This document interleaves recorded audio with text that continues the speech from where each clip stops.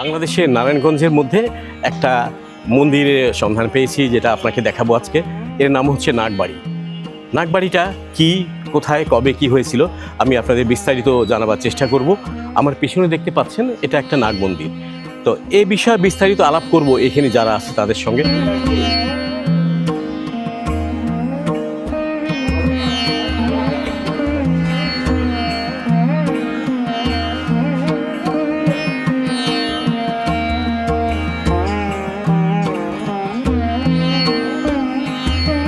আমরা ভিতরে সুন্দর মূর্তি দেখতে পাচ্ছি, ওখানে দুর্গা আছে, আর এদিকে নাগ, এদিকে বেশ কিছু আমি কাছে গিয়ে আপনাকে দেখাতে পাচ্ছি না যেহেতু রেস্ট্রিকশনের জন্য আমি যেতে পারলাম না।